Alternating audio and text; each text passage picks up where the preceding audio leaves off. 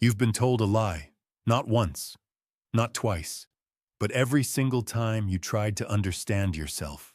They told you your past defines you, that your childhood trauma is why you can't love, can't trust, can't change, that until you go back and fix everything that happened to you, you'll never be whole. But what if none of that is true? What if the problem isn't the pain itself, but the story you told yourself about it? What if you've been carrying a wound that wasn't real, but a script you kept repeating because it was easier than facing the truth? That you're not broken, you're powerful. So powerful, in fact, that even as a child, you created a meaning to survive. You wrote a life script, a logic, a strategy, and you followed it perfectly for years. That's what Alfred Adler discovered. He wasn't obsessed with what happened to you. He didn't care how your parents raised you or what trauma you endured. He asked something far more dangerous. What goal did you create in response?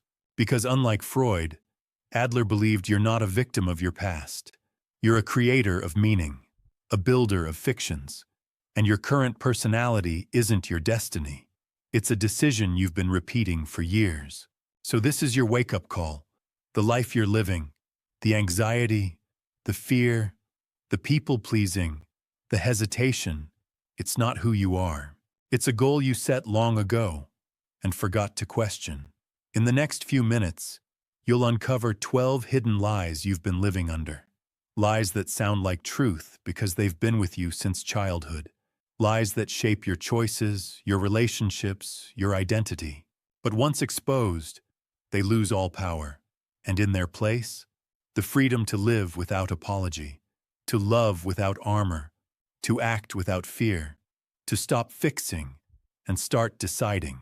You're not broken. You're just too powerful to stay unconscious. Let's begin. Section 1. The lie that broke you. The most dangerous belief you carry isn't that life is hard. It's that your life is already decided. You were hurt, neglected, overlooked, and somewhere along the line, you stopped thinking and started concluding. You said, because this happened, I am this. I am anxious. I am unlovable. I am not enough. But here's what they never told you. Your conclusions aren't facts. They're decisions. And that changes everything. In 1912, when Freud was the king of psychology, Adler dared to disagree. He was kicked out of Freud's inner circle for one radical belief. We are not determined by our experiences, but by the meaning we give them. Two siblings, same alcoholic father. One becomes a therapist specializing in addiction. The other becomes an addict. Same trauma, different meanings, different lives. So the real question isn't what happened to me. The real question is, what did I decide that meant? Let's go back. Not to relive it, but to reframe it. Picture this. A 7-year-old girl sitting in the dark. Parents screaming in the next room. The word divorce cuts through the wall like broken glass. Her small hands clutch a teddy bear so tight her knuckles turn white. Her heart pounds like a trapped bird. She's too young to understand the details, but not too young to feel the danger. And in that moment, her brilliant little mind makes a choice. It's my fault. If I'm good enough, maybe they'll stop fighting. She becomes helpful, quiet, overachieving. Everyone calls her mature for her age. Teachers love her. Parents brag about her. But inside, she's still that 7-year-old in the dark, operating on outdated software that says, if I'm not perfect, people leave. Fast forward. She's 32 now, successful marketing director. And every time her partner gets quiet, every time her boss seems disappointed, that old program boots up. She over-explains. She apologizes for things that aren't her fault. She works 70-hour weeks trying to be indispensable. Her therapist calls it anxiety disorder. Her friends call it perfectionism. But Adler would lean forward and say, this isn't a disorder. It's a strategy. A perfectly logical goal based on a brilliant decision you made at 7. Sound familiar? Type one word below, just one, that describes the identity you've been carrying. Anxious, perfectionist, people pleaser, name it. That's your first step to freedom. Because here's the truth bomb. Whatever you decided back then, you're still choosing now. Every day, every interaction, every moment you shrink yourself to fit an old story. But unlike then, you're not powerless anymore. You can update the belief, you can burn the script, and you don't need 10 years of therapy to start. You just need to look that lie in the eye and say thank you for protecting me, but I don't need you anymore. But wait, here's where it gets even wilder. Section 2. The goal beneath your pain. Every fear you carry is trying to get you somewhere. Every problem you battle is actually a solution, just hidden in disguise. Sounds insane? Let me prove it to you. Take procrastination. That thing that's been killing your dreams for years. It's not laziness. It's a bodyguard. A really dedicated, slightly overpaid bodyguard who shows up every day, right on time, ready to protect you from the terrifying possibility that you might actually succeed. Your procrastination is the most reliable thing in your life. It never ghosts you, never takes a day off. If only your actual goals were that committed, right? Adler shattered psychology's obsession with why. He didn't care why you were anxious. He cared about this: what are you using the anxiety for? Real case from 1924. A woman comes to Adler, crippled by social anxiety. Can't leave her house. Everyone's trying to fix her fear. But Adler asks one question: what would you have to do if you weren't afraid? She goes quiet, then whispers, I'd have to visit my mother. Take that job. Say yes to that date. Adler nods. So your anxiety isn't the problem. It's the solution. It's saving you from things you don't want to do but feel you should. Mind blown. Feel that twist in your gut? That's recognition. Your unconscious just got caught red-handed. Let's get personal. What's your thing? The pattern that drives you crazy? Always dating unavailable people? What if that keeps you from real intimacy you fear? Can't seem to save money? What if that ensures you never have enough to take the big risk? Starting fights before things get too good? What if that protects you from the devastation of losing something precious? Ask yourself Adler's 3 power questions. 1. What does this pattern help me avoid? 2. What permission does it secretly give me? 3. What belief about myself does it confirm? Pause right here. I'm serious. Take 10 seconds and answer question number 1 for your pattern. What does it help you avoid? Write it in the comments. Watch how many people have the same avoidance as you. The woman with anxiety? Once she saw the goal, she had choices. She could say no to the job directly, set boundaries with her mother honestly, admit she wasn't ready to date consciously. The anxiety disappeared in 3 weeks, not because she healed it, because she didn't need it anymore. That's the difference between symptom and strategy. Symptoms feel like curses. Strategies can be upgraded. But here's the twist nobody expects. Your strategies didn't come from nowhere. They all started from the same ancient feeling, the one that hits every human the moment they realize how small they are in a very big world. Section 3. The inferiority fire. No one escapes it, not the confident ones, not the Instagram influencers with perfect lives, not even that person you're secretly comparing yourself to right now. Deep inside, every single human being begins life with one burning truth: I am small, weak, and incomplete. This is not dysfunction. This is design. Watch a 2-year-old try to reach a cookie jar. See the frustration when their little arms fall short. That's it. That's the moment. The birth of what Adler called the inferiority feeling, and it's the engine of all human progress. Unlike Freud, who saw us driven by dark urges, Adler saw something beautiful. We're driven by the desire to overcome, to grow, to become more. In 1897, a boy named Demosthenes was born with a severe speech impediment. Kids mocked him ruthlessly, but instead of hiding, he put pebbles in his mouth and practiced speaking to the ocean waves for hours. He became ancient Greece's greatest orator. His weakness wasn't his curse, it was his curriculum. But here's where modern culture screws us up. We're taught that feeling inferior is shameful, something to hide, fix, medicate. So we do one of two things, the superiority mask. We puff up, compete obsessively, post only our wins, name drop, humble brag. Check LinkedIn at 2 a.m. comparing our Chapter 3 to someone else's Chapter 20.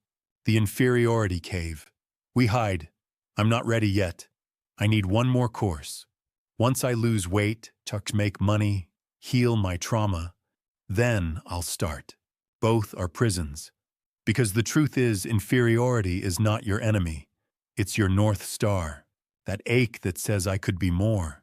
That's not proof you're broken. That's proof you're alive, growing, human. Adler said, "The only people who don't feel inferior are the dead ones." So congratulations. Your discomfort means you're still in the game. The question isn't, how do I stop feeling inferior? The question is, how do I use this feeling as fuel instead of poison? Because the greatest art, the boldest movements, the most profound love stories, they didn't come from people who felt enough. They came from people who said, I'm not there yet, so I'll build the bridge. Here's the real question. Where do you feel most behind right now? Career? Love? Purpose? Don't overthink it. First thought.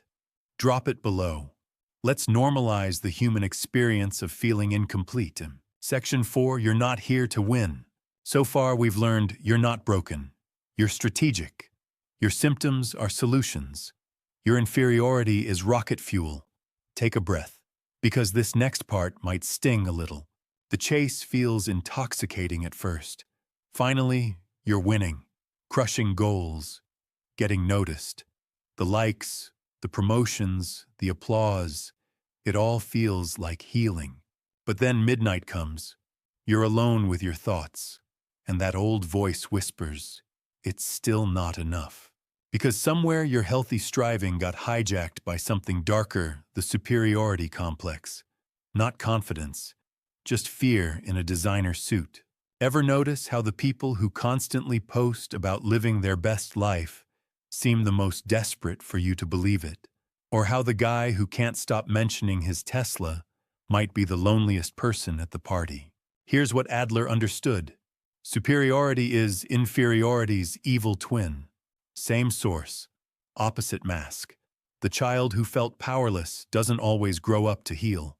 Sometimes they grow up to dominate, to ensure they never feel small again by making others feel smaller. Success that requires an audience. Confidence that needs constant comparison. Achievement that leaves you empty. Relationships that feel like competitions. How much of what you're chasing would you still want if no one was watching? If it couldn't go on LinkedIn? If your ex would never see it? That's the percentage that's actually yours. I'll tell you a secret about the superiority game. You can't win it. Why? Because it's not a game. It's a hamster wheel. The moment you're better than someone, your brain finds someone else to compare up to. CEO? There's always a bigger company. 6 figures? Someone's making 7. In shape? Check Instagram. Someone's more shredded. It's like trying to win at being tall. Even if you're 6'5", somewhere there's a Dutch basketball player laughing at you. But Adler offered an escape route. Not humility. Not playing small. Something radical, community feeling. The decision to stop competing and start contributing. To measure your worth not by rank, but by connection. To ask not, am I winning, but am I useful? When you make this shift, everything changes. Work becomes service, not performance. Relationships become partnerships, not power struggles. Success becomes contribution, not domination. Life becomes collaboration, not competition. Quick check. Name one area where you're still secretly keeping score, just between you and your phone screen. Type it below. First step to freedom is admission.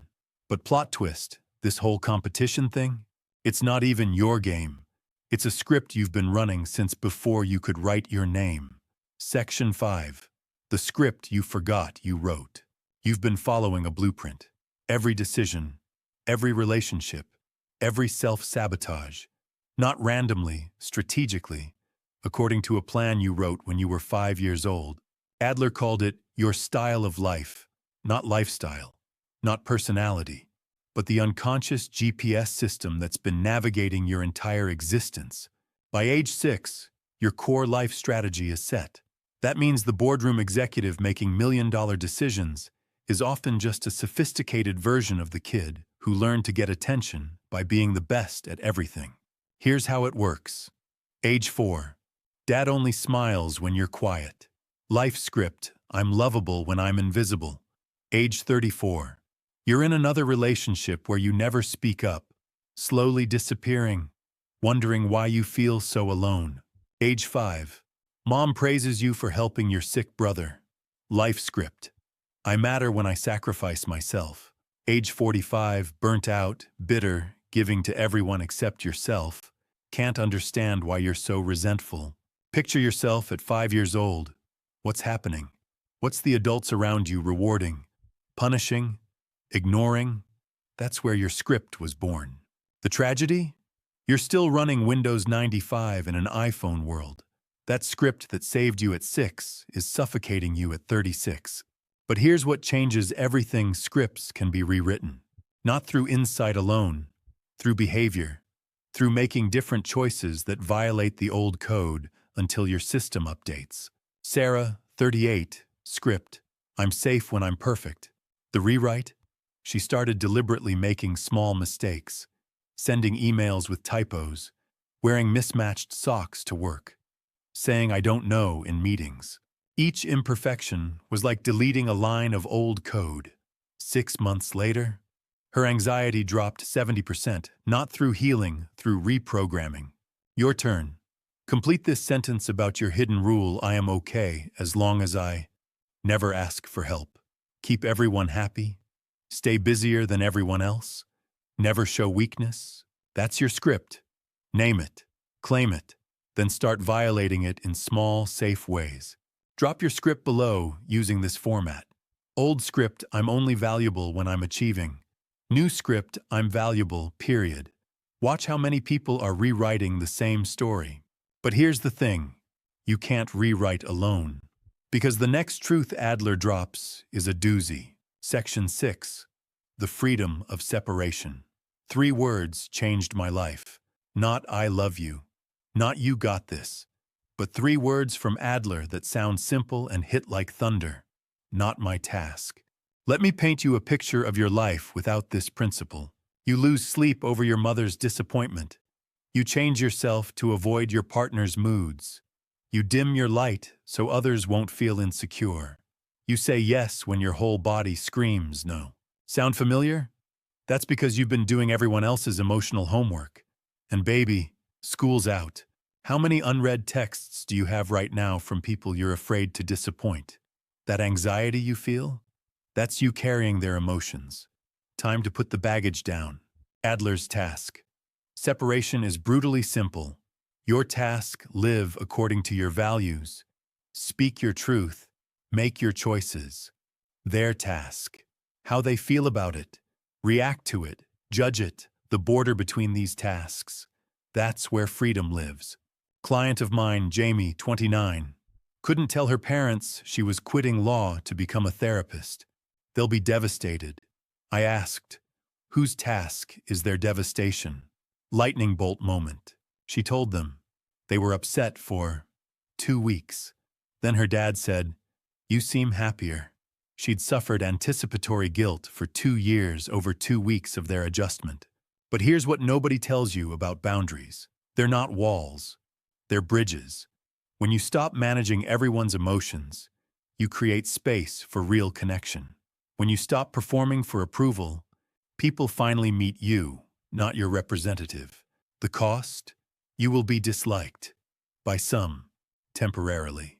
Especially by those who benefited from your lack of boundaries. If someone's love requires you to betray yourself, that's not love. That's emotional extortion. And you're not a bank. Your new mantra for every guilt trip, manipulation, or but family, friends, lovers, do this for each other, I love you. And that's not my task. You can care without carrying. You can love without losing yourself. You can help without becoming the help. Try this. Think of one person whose emotions you're managing. Type just their first initial below. Now repeat after me. Initials, feelings are not my task. Feel that relief? Or is it terror? Both are normal. Plot twist. This boundary thing? It's about to reveal something uncomfortable about your anxiety. Section 7. Your symptom is your bodyguard. Let's talk about that thing you hate about yourself. The anxiety that ruins dates. The procrastination that's killed 5 business ideas. The people-pleasing that has you exhausted by noon. What if I told you it's not trying to hurt you? What if it's the most loyal friend you've ever had? Your anxiety has never missed a day of work. Never called in sick. Shows up even on holidays. If only your motivation was that dedicated, right? Here's what Adler knew, that modern psychology is just catching up to symptoms aren't problems. They're solutions to problems you've forgotten you have. Real case mark, 35, panic attacks before every promotion opportunity. Doctors said anxiety disorder. Pills helped, temporarily. But Adler would ask, what happens if you don't get promoted? Mark's answer changed everything. I stay where I'm comfortable, where I know I won't fail, where my dad can't say, I told you so. Boom. The panic wasn't random. It was protection. From success that meant risk. From visibility that meant judgment. From proving his father right about him being too ambitious for his own good. Your biggest problem might be your most creative solution. Here's your diagnostic toolkit. The Procrastination Decoder. Surface story, I'm lazy, hidden truth. If I don't try, I can't fail. Secret benefit, maintaining the fantasy of your potential. The people-pleasing translator. Surface story, I'm just nice. Hidden truth, I'm terrified of conflict. Secret benefit, never having to stand for anything. The anxiety interpreter.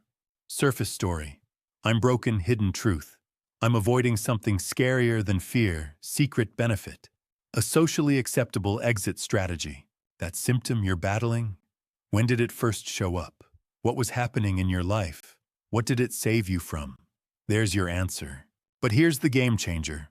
Once you know what your symptom is protecting you from, you can find a better bodyguard, one that doesn't require suffering. Instead of anxiety, try boundaries. Instead of procrastination, try honest refusal. Instead of people-pleasing, try authentic connection. What's your bodyguard? Drop it below like this. My perfectionism protects me from... Fill in the blank. No judgment, just truth. Watch how we're all protecting ourselves from the same things. But wait, it gets deeper. Because Adler's about to blow your mind with this one. Section 8. All problems are social problems. A student once asked Adler, if all problems are social, should I become a hermit? Adler laughed. Even hermits are running from people. That's still a social problem. Mic drop. Here's the truth that'll reorganize your entire understanding of yourself. You don't have personal problems. You have relationship problems that you experience personally. Think about it. You don't fear failure. You fear being seen as a failure. You don't hate your body. You fear others judging it. You don't have low self-worth. You believe others see you as worthless. Even alone in your room at 3 a.m., spiraling in anxiety, you're not really alone. You're imagining eyes, judging, comparing, rejecting. Why do you check your phone 96 times a day? Not for the weather, for evidence that you matter to someone, that you belong, that you're not forgotten. Your addiction isn't to technology, it's to connection confirmation. Adler was radical here. While Freud was digging into your unconscious and Jung was exploring your dreams, Adler said, show me how someone relates, and I'll show you their entire psychology. Mic drop. Because every symptom is a social strategy. Depression often says, I withdraw, so I can't be rejected. Anger announces, I attack, so I won't be attacked. Perfectionism declares, I'll be flawless, so you can't leave me. The loneliest people aren't alone. They're surrounded by others while hiding behind masks. But here's the hope. If problems are social, solutions are too. Not through validation, through contribution, not through approval, through connection, not through performance, through participation. The cure for social wounds? Social courage. The bravery to show up as you are, not as you think you should be, contribute without calculating the return, connect without controlling the outcome, belong without performing for it. Next time you feel anxious, ask what social fear is underneath this. Fear of judgment, rejection, being seen as weak. That's the real target. This is why Adler prescribed community feeling like medicine, not fake positivity, not forced friendliness, but the radical act of seeing yourself as one among many, equal, contributing, connected. When did you last feel truly seen by someone? Not impressed, not validated, just seen. Type the first name that comes to mind. That's what we're all actually seeking. Section 9. You don't need to be healed to be whole. The biggest scam in personal development? Fix yourself first, then live your life. I'll date when I've healed my attachment issues. I'll start the business when I'm more confident. I'll speak up when I've processed all my trauma. Meanwhile, you're 35. Still waiting? Still working on yourself? Still not living? If you wait until you're healed to start living, you'll die in the waiting room. Adler flipped the entire therapy world upside down with this. You don't need insight to change. You need movement, not understanding, action, not processing, practice, not healing, living. Vienna, 1926. A woman paralyzed by fear of rejection. Traditional therapy, 3 years exploring her childhood. Adler's approach this week: get rejected by one person. She was terrified. Did it anyway. Asked a shopkeeper for a discount. He said no. She survived. Week 2, asked someone to coffee. They said yes. By week 6, she was teaching public speaking. Not healed, just living. Here's why healing first is a trap. 1. Perfection, procrastination. Healed is a moving target. There's always more to fix. 2. Identity investment. Being broken becomes who you are. Healing threatens that identity. 3. Action atrophy. The longer you wait, the scarier starting becomes. The truth? You transform through participation, not preparation. You're not a project to be completed. You're a human being already in motion. Think about learning to swim. You can read about water, study buoyancy, analyze your fear of drowning, but you learn to swim by getting in the water. Messy, scared, imperfect, wet. Same with life. You learn confidence by acting confident while terrified. You heal relationships by relating while wounded. You find purpose by contributing while confused. You're allowed to show up before you're ready. In fact, that's the only way anyone ever shows up. The question isn't, am I healed enough? The question is, what can I give today, exactly as I am? Because your mess, it's not your disqualification. It's your qualification. It means you understand, you relate, you can help. What's one thing you've been waiting to be ready for? Just name it below. Then add starting messy on date. Make it within 7 days. Watch how many of us are waiting for permission we already have. Speaking of permission, let's talk about the myth of doing this alone. Section 10. Healing doesn't happen alone. Quick check-in. We've covered that you're not broken, your symptoms are strategies, and you don't need to be perfect to begin. Still with me? Good. Because this next part is where the magic happens. The most dangerous lie our culture sells? Be independent. Need no one. Handle your shit alone. Cool story. Except that's not how humans work. Your nervous system literally needs other nervous systems to regulate. It's called co-regulation. You can't think your way out of anxiety, but you can breathe next to someone calm and feel your body remember safety. We're wired for this. Here's what isolation does. Amplifies every fear, no reality check. Confirms every negative belief, no counter-narrative. Blocks every breakthrough, no witness. But vulnerability? That thing you've been avoiding? It's not weakness. It's the price of admission to actual healing. Group therapy session. Tom, 45, successful lawyer, never cried since age 12, finally shares how he's been pretending to have it together while dying inside. Silence. Then Mark across the circle, bro. Same. Then Sarah, me too. Within minutes, 7 successful adults admitting they're all performing. Tom's response? I've paid $50K for therapy. This 5 minutes just changed my life. Why? Because shame dies in shared air. It needs secrecy to survive. The moment you say I struggle with, and someone says me too, everything shifts. You're not uniquely broken. You're perfectly human. The thing you think makes you unlovable, it's probably the thing that would make others feel less alone. But here's what community is. Not trauma dumping on anyone who will listen. Finding people to confirm your victim story. Hiding in groups to avoid individual work. Real community is mutual witnessing, shared accountability, collective growth, reciprocal support. You don't need everyone to get you. You need a few people who've been where you are and are walking where you're going. Here's your prescription. Find one person this week. Just one. Share one real thing. Not your whole story. Just one true sentence I'm struggling with. I'm pretending that I'm afraid of. Watch what happens when you stop performing and start connecting. Who's that one person for you? Don't overthink. First face that comes to mind. Type their first initial below. That's your assignment. One conversation. One truth. This week. But connection is just the beginning. Because Adler saved the best for last. Section 11. The purpose. Hiding inside your pain. Plot twist. You didn't come here to heal yourself. You came here to help others heal. Every single thing you've survived was training. Adler's prophecy. The only ones who can help the suffering are those who have suffered and found meaning. Think about it. Who helped you most?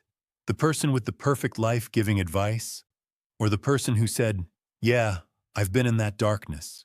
Here's how I found one match. Your mess is your message. Your test is your testimony. Your wound is your wisdom, but only if you alchemize it. Brené Brown didn't become a shame researcher because she had it all figured out. She had a breakdown. In her words, my breakdown became my breakthrough. Now, she helps millions. Not despite her struggle, because of it. Here's the progression Adler saw. 1. Inferior, I'm broken. 2. Striving, I'll fix myself. 3. Superior, I'm better than others. 4. Community, I'm one among many. 5. Contribution, I have something to give. Most people get stuck at step 2 or 3. But step 5? That's where meaning lives. What have you survived that someone else is drowning in right now? That's not coincidence. That's calling. But contribution isn't about being a guru. It's about being real. It's the text you send. Hey, I see you. I've been there. The boundary you model that gives others permission. The truth you tell that helps someone feel less alone. The mess you own that shows perfection isn't required. You don't need a platform. You are the platform. You don't need credentials. Your scars are your credentials. You don't need permission. Your experience is your permission. Someone needs exactly what you have to offer. Not your perfection, your process. Not your answers, your authenticity. The formula, your pain, plus your growth, plus your service equals your purpose. So stop asking, when will I be healed? Start asking, who can I help while healing? Because, plot twist, helping is healing. Complete this I survived, so I can help others. Drop it below. Watch how your wound becomes your superpower. And now, the grand finale. The one principle that changes everything. Section 12. The courage to live as an equal. We've reached the summit. The final lie. The one that keeps all the others in place. Everyone else has it more figured out than me. They don't. That confident person? Google's imposter syndrome at midnight? That successful entrepreneur? Cries in their Tesla? That perfect parent on Instagram? Screams into pillows. We're all pretending, all performing. all wondering if we're the only one who doesn't have the manual. There is no manual. We're all winging it. The only difference? Some admit it. Adler's final gift wasn't a technique. It was an invitation: live as if you are an equal among equals. Not better than, not less than, just equal. Equal in worth, equal in struggle, equal in potential, equal in deserving love, respect, and belonging, right now. Not after you achieve more, not when you heal completely. Now. Can you walk into any room, boardroom or bus stop, and feel neither superior nor inferior? Just present? That's freedom. Living as an equal means speaking your truth without apology or aggression, listening to others without comparison or competition, contributing without calculating the credit, receiving without feeling indebted, existing without justification. It means dropping every mask that says I'm special or I'm broken. You're neither. You're human. Beautifully, messily, perfectly human. Today, one interaction. Approach someone as a complete equal. Not up, not down, across. Watch how it changes everything. Because when you live as an equal, anxiety loses its grip, no one to impress. Depression lifts, no one to hide from. Relationships heal, no one to perform for. Purpose clarifies, everyone to contribute to. This isn't self-help. This is coming home, to the truth that was always there. You belong, already, completely, now. Not because of what you've done, because of who you are. An equal among equals, a human among humans, whole in your incompleteness, perfect in your imperfection. Welcome home. Your first equal step. The video's ending, but your real life is beginning. Don't let this be another piece of content you consume and forget. Adler didn't write for your entertainment. He wrote for your liberation. So here's your homework. Yes, the life-changing kind. Today, the truth challenge. Pick one person. Send one message.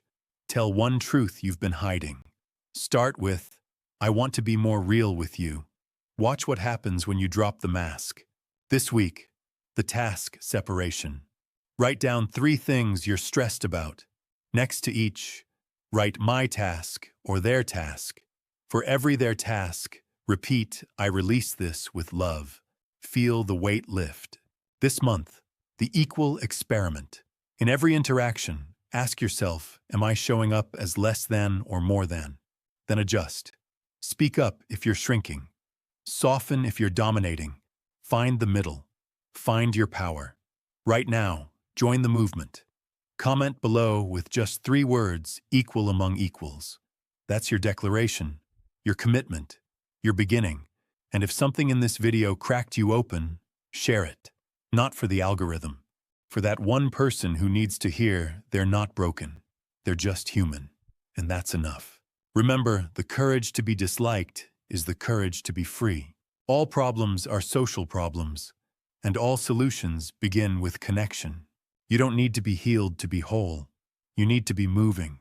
This is your invitation, not to be perfect, but to be real. Not to be better, but to be useful. Not to win, but to belong. The door is open. Your equals are waiting. Step through. Welcome to your real life.